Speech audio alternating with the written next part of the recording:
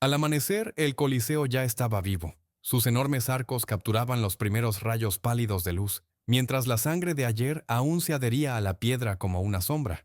Bajo las gradas, los vendedores gritaban para atraer atención, cestas llenas de aceitunas y vino aguado, listas para una multitud que aún no había ocupado sus asientos. Más allá de las puertas de hierro, los cuidadores empujaban a predadores medio hambrientos a sus posiciones, leones con costillas sobresaliendo a través de su pelaje, elefantes pisoteando con rabia, panteras arañando las barras con sus garras. Desde los túneles llegaba el sonido agudo del choque de espadas, no golpes de práctica, sino pruebas para el acero mortal del día.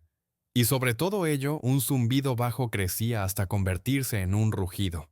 Decenas de miles de romanos entrando a raudales, hambrientos por lo que su imperio perfeccionó mejor que nadie, la muerte, vestida como entretenimiento. La arena romana no era solo un deporte, era un laboratorio de crueldad.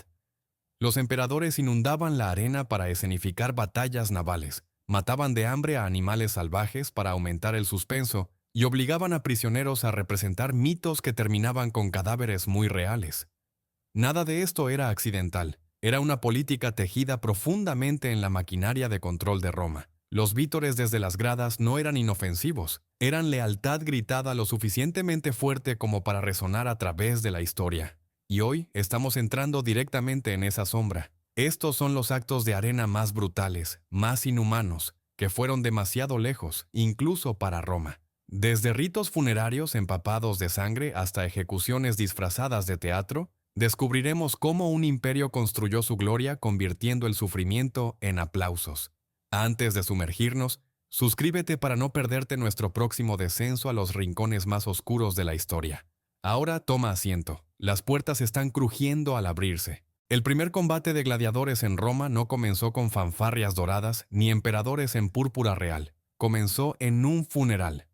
En el año 264 a.C., los hijos de Décimo Junio Bruto Escévola eligieron no honrar a su padre con estatuas o plegarias, sino con sangre. Armaron a 3 pares de esclavos y los enviaron a luchar a muerte en el Foro Boario, un mercado de ganado impregnado de hedor a estiércol y humo. Esto no era entretenimiento, era un deber. Munus, una obligación hacia los muertos. Sus raíces se extendían mucho más allá de Roma. En Campania se sacrificaban guerreros en tumbas para apaciguar espíritus inquietos. Con el tiempo, el sacrificio se transformó en combate. Los muertos ya no exigían víctimas al azar, sino duelos entre hombres elegidos. Los samnitas, alguna vez enemigos acérrimos de Roma, celebraban estos combates a menudo, y las élites romanas adoptaron la costumbre con entusiasmo. Enterrar a un hombre con tesoros mostraba riqueza. Enterrarlo con un espectáculo empapado de sangre demostraba poder. Pero los funerales fueron solo el comienzo. Para el siglo III a.C., los líderes de Roma vieron cómo estos combates podían hacer más que honrar a los antepasados. Podían estabilizar la política. Los festivales religiosos, antes ofrendas solemnes a Júpiter, comenzaron a incluir gladiadores. El Senado lo enmarcó como piedad, pero la multitud conocía la verdad. Violencia patrocinada por el Estado diseñada para mantener al pueblo leal. Incluso la armadura contaba historias. Los primeros luchadores llevaban las formas de enemigos conquistados. El samnita con su escudo pesado, el tracio con su espada curva, el galo con su espada ancha. Verlos sangrar era ver las victorias de Roma repetidas corte tras corte. La muerte se convirtió en propaganda y, a medida que la sangre se derramaba, los escenarios crecieron. Las gradas temporales de madera dieron paso a anfiteatros permanentes, templos de violencia donde se reunían miles. Los juegos ya no pertenecían a familias en duelo, pertenecían al Estado. Cada gota de sangre susurraba el mismo mensaje. Roma comandaba hombres, ejércitos, incluso la muerte misma. Nadie entonces podía haber imaginado hasta dónde llegaría. Lo que comenzó como un sacrificio ritual se transformó en teatro, y el deber se convirtió en obsesión. Roma había descubierto una nueva arma, el poder no solo sobre los vivos, sino sobre el significado de morir. Y una vez desatado, nunca cerró esa puerta. El rugido de la multitud no estaba reservado solo para los hombres. A veces resonaba para bestias traídas desde los confines más lejanos del mundo conocido. Leones de África del Norte, leopardos del Cáucaso, cocodrilos del Nilo, incluso jirafas arrastradas a través de desiertos. No se exhibían como maravillas de la naturaleza, sino que eran condenadas como presas en un carnaval de matanza. Los romanos llamaban a estos espectáculos venationes, cacerías. No se trataba de supervivencia, sino de dominación, prueba de que el imperio podía atrapar lo salvaje y destruirlo por placer. Julio César marcó la pauta en el año 46 a.C., desfilando una jirafa, la primera vista en Europa. La llamaron camelopardo, mitad camello, mitad leopardo. Porque Roma no tenía nombre para tal criatura, no importaba. El animal no fue admirado. Fue arrojado a la arena para ser despedazado. El mensaje era inconfundible. Si Roma podía capturar a las bestias más extrañas con vida, podía conquistar cualquier cosa. La matanza solo creció. Cuando el Coliseo abrió en el año 80 después de Cristo, el emperador Tito supervisó, según se dice, la muerte de más de 9.000 animales en un solo festival. Los arqueólogos han encontrado huesos marcados con señales de inanición deliberada, evidencia de que leones y osos eran debilitados de antemano para garantizar una muerte rápida y sangrienta. Incluso los elefantes, alguna vez el terror de las legiones romanas bajo Aníbal, fueron conducidos a la arena y masacrados por vítores. Detrás de escena, la logística era parte del teatro. Las criaturas exóticas debían ser capturadas, arrastradas a través de desiertos, mantenidas vivas justo lo suficiente para enfrentar su fatalidad. Caravanas arrastraban cadenas por arenas abrasadoras, entregando víctimas a una ciudad que exigía sangre fresca con cada amanecer. Caravanas arrastraban jaulas a través de desiertos. Flotas las transportaban por el Nilo, y los cuidadores arriesgaban sus vidas solo para entregar trofeos vivos a Roma. Ver un leopardo en la naturaleza ya era bastante peligroso. Verlo explotar desde una jaula frente a 50.000 espectadores gritando, eso era el poder hecho visible. Cada criatura era un recuerdo vivo de la conquista, prueba de que el alcance del imperio no tenía límites. Algunos emperadores convirtieron estas cacerías en sus propios escenarios privados. Cómodo, el showman más extravagante de Roma, entraba a la arena vestido como Hércules, masacrando cientos de animales él mismo. Quería parecer un dios entre las bestias. Pero todos podían ver la verdad. Un ego frágil con un arco. Las cacerías a menudo estaban amañadas. Los animales eran encadenados, mutilados o medio hambreados, para que el emperador pudiera disfrutar de una victoria garantizada. Y el pueblo vitoreaba, no porque lo admirara, sino porque cuando el emperador caza, el silencio podía ser fatal. Detrás de los vítores se desarrollaba una tragedia más silenciosa. Escritores antiguos como Plinio el Viejo advirtieron cómo especies raras desaparecían de sus tierras natales tras décadas de matanzas romanas. Leones, leopardos e incluso elefantes fueron empujados hacia la extinción para alimentar el apetito del imperio por espectáculo. El Coliseo no era solo un teatro de muerte, era una bola de demolición ecológica. Pero para Roma la extinción no importaba. Lo que importaba era la ilusión de que la naturaleza misma podía ser capturada, hambreada y destruida por diversión. Cada cadáver en la arena era otro ladrillo en el muro del control imperial. Cuando imaginas a un gladiador, podrías pensar en dos guerreros igualados en un combate noble. La realidad era mucho más retorcida. Roma prosperaba en el desequilibrio, en contiendas diseñadas para la crueldad. Crearon armas extrañas, impusieron reglas absurdas y organizaron peleas que nadie podía ganar realmente. Algunas víctimas ni siquiera eran luchadores. Prisioneros y criminales condenados eran empujados a la arena vestidos como payasos, armados con espadas de madera y enviados a morir contra asesinos experimentados. La multitud se burlaba mientras los condenados se tambaleaban y caían. Ejecución pública disfrazada ingeniosamente como deporte. Incluso las armas se convertían en personajes. El retiario luchaba con una red de pescador y un tridente enfrentándose al secutor, cuyo casco redondeado y liso estaba diseñado para desviar la red. No se trataba de pura habilidad, era suspenso, un acertijo vivo sobre si la red atraparía o la espada rompería.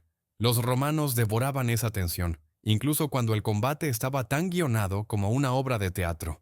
Los números se volvieron más obscenos. A veces, un gladiador era arrojado contra varios enemigos. Otros días, unidades enteras chocaban como ejércitos en miniatura, convirtiendo el suelo de la arena en un pantano de sangre, escudos astillados y cadáveres destrozados. Y cuando la novedad se desvanecía, buscaban más.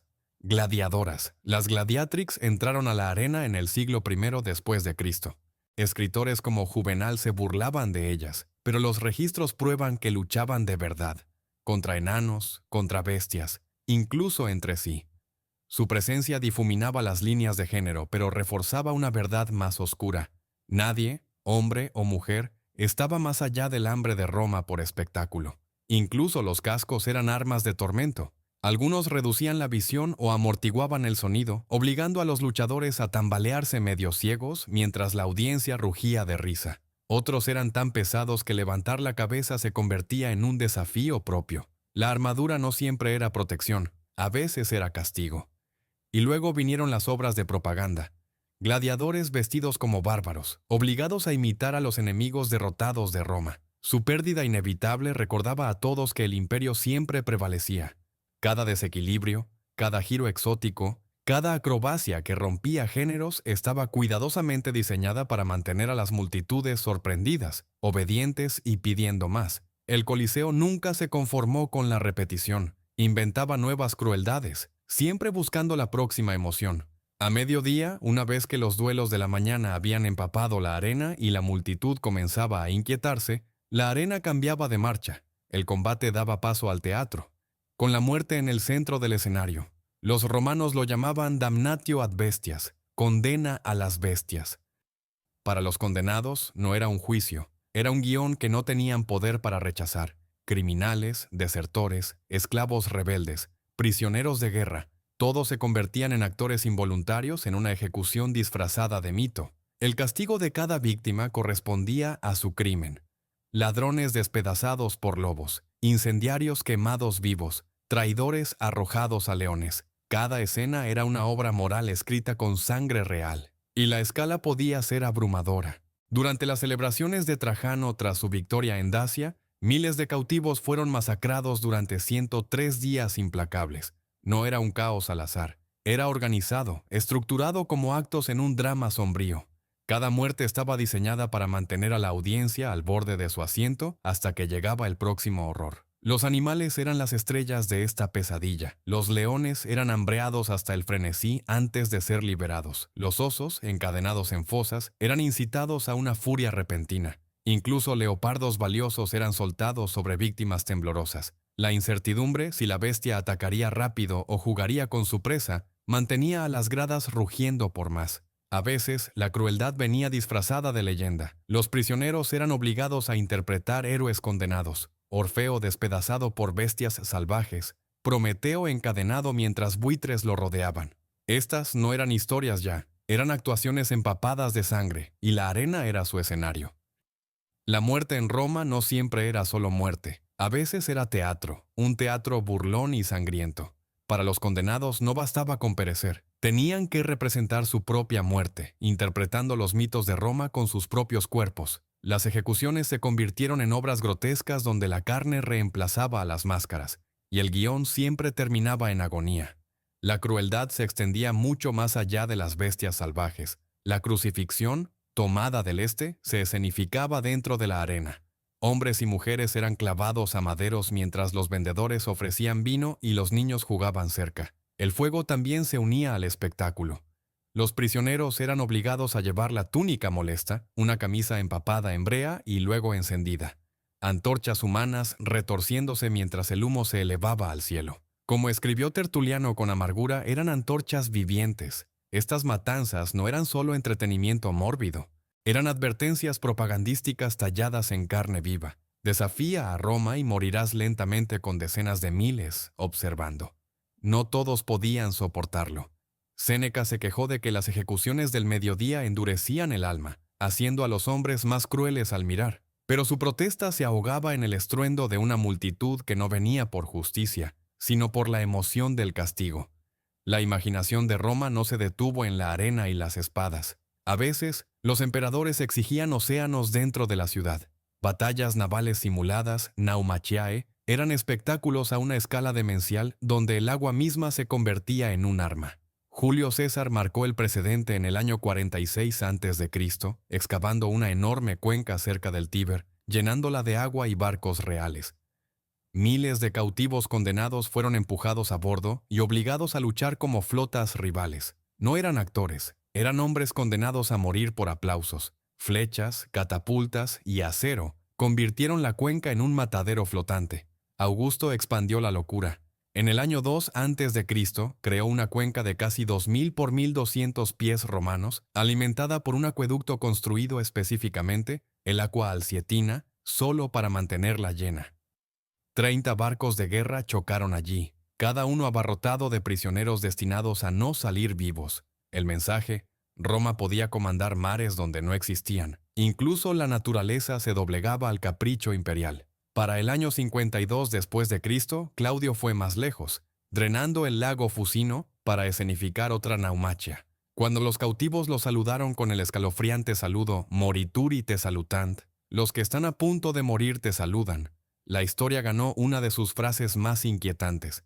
Ya fuera ensayado o desesperado, resumía la desesperanza de hombres convertidos en accesorios. El fuego también tenía sus mitos macabros. Las víctimas con túnicas empapadas en brea eran presentadas como héroes enfrentando destinos ardientes. Hércules consumido por veneno o Mucio Escébola probando su lealtad al sostener su mano en las llamas. La multitud reía mientras estos héroes gritaban. Su valentía reducida a cenizas, sus historias convertidas en burla. Incluso la arquitectura del Coliseo alimentaba el apetito de Roma por la dominación. Bajo Tito y más tarde Domiciano, los ingenieros construyeron canales bajo la arena, permitiendo inundarla para espectáculos navales menores y luego drenarla para combates al día siguiente. La crueldad se convirtió en un proyecto de ingeniería. Agua, fuego, carne, todo era un accesorio en el teatro de control de Roma. Ahogar cautivos, convertir cuerpos en antorchas vivientes, torcer mitos en matanzas, eso era poder. Los emperadores no se conformaban con gobernar hombres, se presentaban como gobernantes de los elementos mismos. Para el siglo I tardío, las ejecuciones ya no eran castigos, eran guiones cargados de malicia creativa, torciendo leyendas culturales en herramientas de humillación. Tomemos los juegos que inauguraron el Coliseo en el año 80 después de Cristo. El poeta Marcial relató a un actor interpretando a Orfeo, el músico que domaba bestias con su canción. En el mito, los animales se sentaban encantados por su lira. En la arena, un oso fue liberado a mitad de la actuación y despedazó al cantante. El arte se convirtió en parodia, la belleza en carnicería. Otra víctima fue obligada a interpretar a Dédalo, el inventor que escapó de Creta con alas de cera. Suspendido en un artefacto rudimentario que imitaba el vuelo, se elevó brevemente antes de caer hacia las bestias abajo. Marcial bromeó. El hombre debió haber deseado plumas reales. Una pulla de poeta escondiendo el terror de un hombre. Quizás lo más grotesco de todo fue el mito de Pasífae, maldita por desear a un toro. Un espectáculo escenificó su infame unión con una bestia mecánica, seguida de una muerte que mezclaba ejecución, humillación y pornografía. Una advertencia sobre la arrogancia se convirtió en una degradación pública. El mensaje era claro. Roma poseía sus mitos, al igual que poseía a su gente. Héroes, villanos, reyes, reinas. Ninguno estaba a salvo de ser reescrito como accesorio en un desfile de muerte. Para los espectadores, estas escenas eran interludios entre contiendas serias. Para los condenados, eran finales agonizantes vestidos con disfraces. Para Roma, eran propaganda hecha carne, demostrando que el Estado podía incluso reescribir el significado de sus propias leyendas. En el Coliseo, las historias no se contaban con tinta o mármol. Se marcaban en la piel, se quemaban en los huesos y se aplaudían hasta que el silencio devoraba la arena. La línea entre gobernar y obsesión cruda se desdibujó hasta que el capricho de un emperador decidía quién vivía, quién moría y cómo. Calígula, infame por sus estados de ánimo salvajes, una vez se quedó sin animales a mitad de un espectáculo y ordenó casualmente que arrastraran espectadores de las gradas para llenar el vacío. Vinieron a ver sangre solo para convertirse en parte de ella. Nerón, adicto a su propia imagen, trataba la arena como un escenario personal. Los prisioneros eran vestidos como héroes trágicos de obras, luego ejecutados de maneras que reflejaban sus destinos guionados. Nerón lo llamó arte. Roma susurró: locura. Y luego vino Cómodo, el emperador showman definitivo. Envuelto como Hércules, irrumpió en el Coliseo con garrote y arco, masacrando cientos de animales lisiados de antemano para garantizar aplausos. Incluso saqueó el tesoro para sus actuaciones, desangrando al Estado mientras obligaba a vítores de una multitud aterrorizada. No satisfecho, enfrentó a gladiadores, pero solo con todas las ventajas amañadas a su favor. Perder era imposible, aplaudir era obligatorio. Domiciano blandía la arena como un arma de paranoia, organizando cacerías nocturnas a la luz de antorchas para mantener a Roma inquieta, insegura de cuándo la diversión podría convertirse en terror. Incluso los buenos emperadores no eran inmunes. Trajano, recordado como justo y capaz, marcó la victoria con 103 días de juegos, miles de muertes plegadas en una celebración de poder. El espectáculo alimentaba egos, pero tenía un precio. Calígula y Cómodo murieron violentamente, recordados no por su gobernanza, sino por un teatro escrito con sangre. La arena que los elevó también expuso su locura. No todos los romanos vitoreaban. Filósofos, poetas, cristianos primitivos dejaron un registro más silencioso, uno que veía podredumbre bajo el mármol. Séneca confesó que las ejecuciones del mediodía lo endurecieron, despojándolo de empatía en lugar de purificar el alma. La violencia, advirtió, se filtraba más allá de las paredes de la arena, envenenando la vida diaria. Cicerón, décadas antes, elogió la valentía pero condenó la crueldad por la crueldad misma, aunque incluso él admitió que la turba exigía juegos como prueba de generosidad. Gobernar significaba alimentar a la bestia. Para los cristianos, el anfiteatro era tanto persecución como prueba.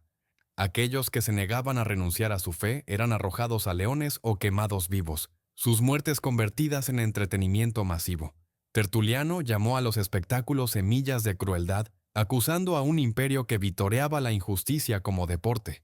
Económicamente, los juegos devoraban fortunas. En el imperio tardío, los gobernantes se arruinaban persiguiendo espectáculos lo suficientemente grandiosos como para superar a sus predecesores. Lo que una vez alardeaba de fuerza se convirtió en un acto de desesperación. Culturalmente, el apetito embotó el filo de Roma. Los ciudadanos que alguna vez honraron la disciplina ahora exigían pan barato y circos interminables. Juvenal se burló de este hambre con la frase panem et circenses. Para él, el ansia por espectáculo traicionaba cuán lejos había derivado Roma de sus raíces republicanas. A medida que las fronteras se resquebrajaban y los fondos se agotaban, los anfiteatros se derrumbaban. Para el siglo V, el Coliseo, aún colosal, estaba hueco, su arena silenciosa, sus rugidos desaparecidos, pero las preguntas morales nunca se desvanecieron. ¿Podía una sociedad que entrenaba a su pueblo para deleitarse en el sufrimiento realmente perdurar? El veredicto de la historia sugiere que no. Hoy, el Coliseo se alza, marcado pero orgulloso. Camina por sus túneles y aún podrías escuchar ecos. Hierro chocando, bestias rugiendo, 50.000 voces alzándose como una sola. La piedra es fácil de admirar. Más difícil y más honesto es recordar su propósito. La crueldad ensayada hasta que se sentía normal. Las arenas de Roma no eran solo sobre sangre, eran sobre control, moldeando cómo los ciudadanos pensaban, reían y obedecían. Cada cacería, cada ejecución, cada mito renacido en gritos servía al mismo fin, hacer que el poder pareciera eterno. Y esa es la advertencia tallada en las ruinas. Una civilización que glorifica la violencia eventualmente se derrumba bajo sus propios aplausos. Así que dinos, ¿cuál de estos espectáculos, las cacerías, las antorchas vivientes o los emperadores ebrios de sus propios shows, revela mejor el alma más oscura de Roma? Deja tus pensamientos abajo. Y si esta inmersión en los entretenimientos brutales de Roma te atrapó, suscríbete para no perderte nuestro próximo viaje a las sombras de la historia. Hasta entonces, recuerda, el Coliseo puede estar silencioso ahora, pero sus ecos de crueldad aún respiran a través de las piedras.